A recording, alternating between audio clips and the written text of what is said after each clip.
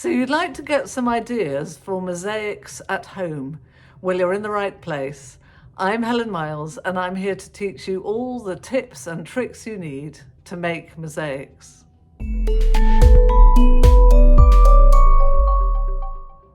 The idea behind this video is to show you the mosaics I have at home, and I hope it will give you ideas and inspiration for how to use mosaics in your house and in the garden. As it happens, the mosaics I have at home cover the whole kind of history of my life as a mosaicist. So some of them, a couple of them actually, are mosaics I made very, very early on when I first started making mosaics. And others follow the progression of my mosaic journey. I don't like that word, mosaic history, let's say. The brilliant thing about mosaics is they can be used almost anywhere as long as the surface is prepared properly.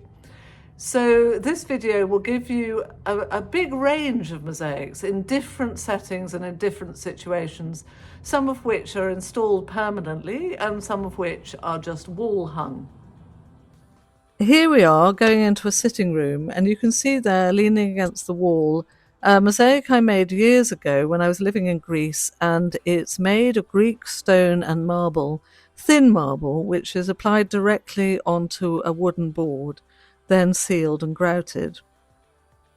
The design is influenced by the mosaics of Madaba in Jordan, which I really love, and I'm very, very partial to these natural stone colours, but now that I'm living in Scotland, I can't really carry on using Greek stone and marble, not in any practical way.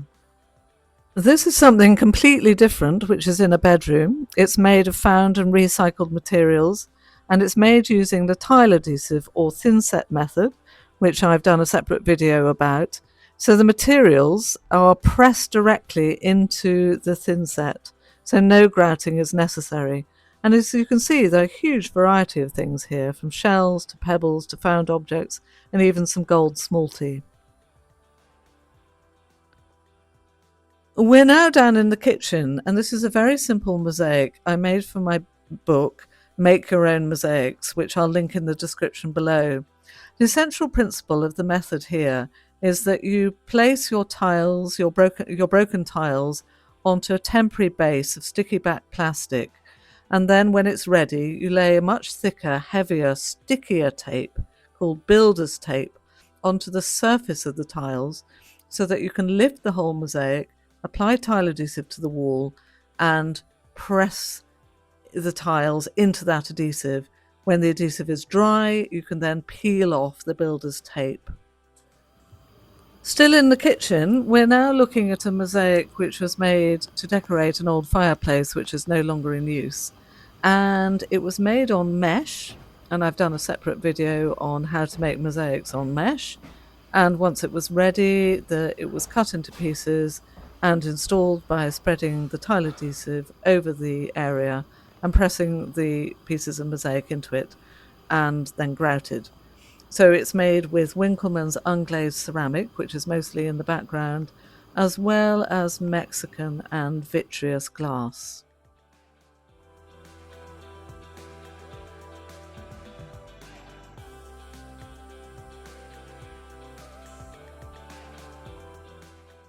This is another room downstairs, and as you can see, there are a number of mosaics hung on the wall.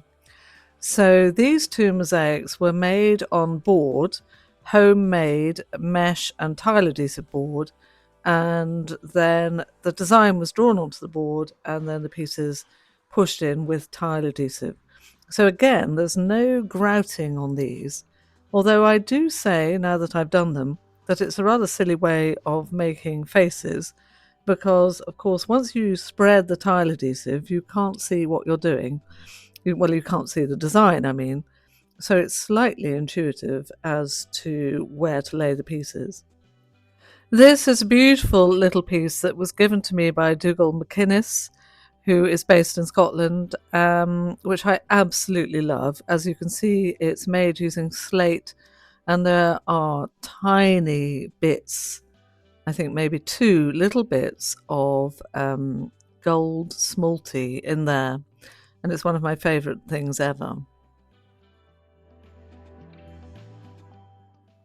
Going up the stairs, you can see there over on the left this little mosaic by Alison MacCormaic, and I've done a separate video about her, a little video about her studio and her work. It's made of Mexican smolty and it's very simple, but it's very lovely. The last mosaic work that I have, which is not by me, is back in the kitchen, and this is by Emma Biggs. And I bought it when the Mosaic workshop was being sold. It used to be based in London, and it's now based outside of London. So the workshop was being dismantled, and I bought this, and it's made of marble. It's the kind of marble that's thick. The standard thickness, which is about 1 centimetre thick. So it's actually a really heavy piece. So I've just propped it up against the wall, and it's been framed, and it's very robust, but I wouldn't like to hang it on the wall without proper, serious hanging fittings. Talking of marble, this bird above the dresser is something that I made years and years ago, again back in Greece, and it's made of Riven. It's made of marble, but it's the Riven side, so you kind of cut into it so you can see the rough texture of the stone. And it's made on wood, and again with tile adhesive directly onto the wood. The pieces are placed very close together and there's no grouting. There's more marble in here in the downstairs toilet. This is one of the first mosaics I ever made. So I made this in Thessaloniki, and it's based on a mosaic in Larissa in Greece. And it's made using the reverse method. So what you do in Greece is you have stretched canvas and you lay each tessera upside down, back to front, so that you're looking at the back of the mosaic and you're attaching them with flour paste glue, which again I've done another video about. And then when the mosaic is ready, when it's finished, you create a frame, pour concrete into the back, so you're casting it. And then when that concrete is set, you can remove the frame, flip the mosaic over, and peel off the canvas so to reveal the front of the mosaic. I've got a few little pieces out here in my garden which I'll show you now.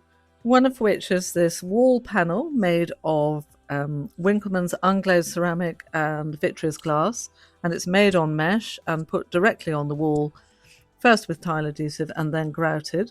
I made this mosaic for my book, the book I mentioned earlier, so if you're interested in learning more about it, then I recommend that you check that out. This is a bird bath that I made back in Greece, and it was a concrete urn that I bought from a plant centre, and I applied the tiles directly to that base using tile adhesive. But as you can see, it's taken a little bit of beating, especially around the edges. And I attribute that to the fact that I didn't use the right tile adhesive. As I said, I made it in Greece, and so therefore the weather was very, very different. So it really needs some sprucing up and repairing, which is fairly easy to do. This mosaic, it has also taken a fairly major beating.